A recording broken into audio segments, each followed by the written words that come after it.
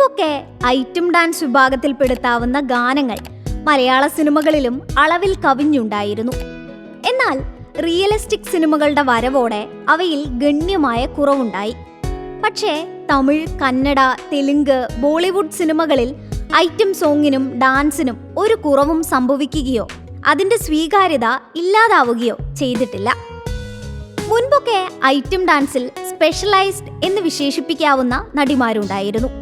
എന്നാൽ ഇപ്പോൾ നായികമാർ പോലും ഐറ്റം ഡാൻസ് ചെയ്യാൻ തയ്യാറാവുകയാണ്.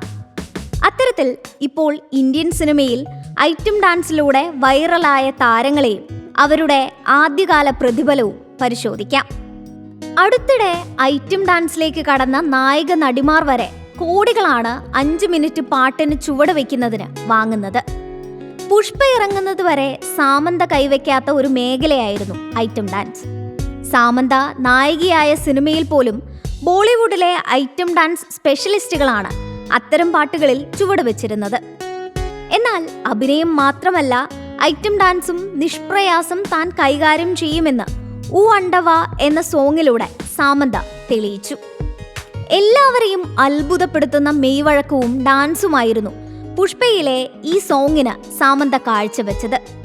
ഈ ഡാൻസിലൂടെ ചിത്രത്തിലെ നായിക രശ്മികയെ വരെ സാം സൈഡാക്കി.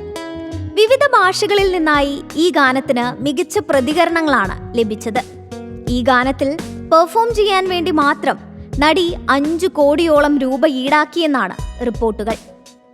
മണിക്കൂറുകൾക്കുള്ളിലാണ് സാമന്തയുടെ പ്രകടനം പല കോണിലിരുന്ന് 1 കോടിക്ക് മുകളിൽ ആളുകൾ കണ്ടത്.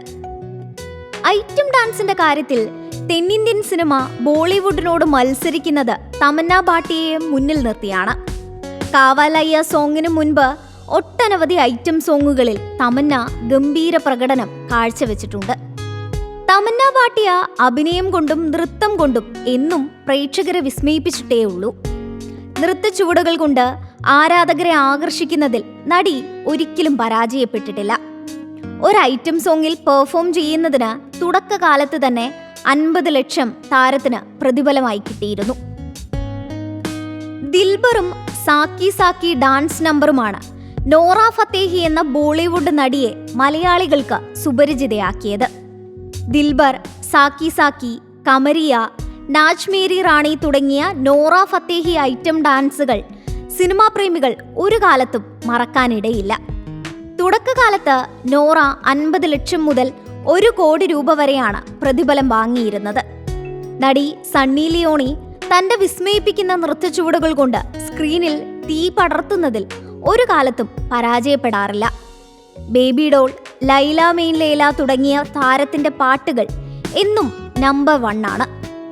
ഏകദേശം ഒരു പാട്ടിന് 3 കോടി രൂപ താരം തുടക്കകാലത്ത് വാങ്ങിയിരുന്നു. തകർപ്പൻ നൃത്ത ചുവടുകൾ കൊണ്ട് വിസ്മയിപ്പിക്കുന്ന മറ്റൊരു നടിയാണ് ജാക്വലിൻ ഫെർണാണ്ടസ്. താരം ഒരു പാട്ടിന് ചുവട് വയ്ക്കുന്നതിന് 3 കോടിയാണ് തുടക്കകാലത്ത് വാങ്ങിയിരുന്നത്. ഷീല കി ജവാനി, ചിക്നി ചമേലി തുടങ്ങിയ ഐറ്റം സോങ്സ് ഇല്ലാതെ മലയാളികളുടെ ബോളിവുഡ് പ്ലേലിസ്റ്റ് പൂർണ്ണമാകില്ല. കാഴ്ചയിലും അഭിനയത്തിലും മാത്രമല്ല, വിസ്മയിപ്പിക്കുന്ന ഐറ്റം ഡാൻസ് പ്രകടനങ്ങൾ കൊണ്ടും ആരാധകരുടെ മനസ്സ് കീഴടക്കിയ നടിയാണ് കത്രീന കൈഫ്. കത്രീന കൈഫ് തുടക്കകാലത്ത് ഏകദേശം 50 ലക്ഷം രൂപ ഒരു പാട്ടിന് ഈടാക്കിയിരുന്നു. മറ്റുള്ള നടിമാരെ വെച്ച് നോക്കുമ്പോൾ ആദ്യത്തെ ഐറ്റം ഡാൻസിന് തന്നെ കൂടുതൽ പ്രതിഫലം കൈപ്പറ്റി മുന്നിൽ നിൽക്കുന്നത് സാമന്തയാണ്.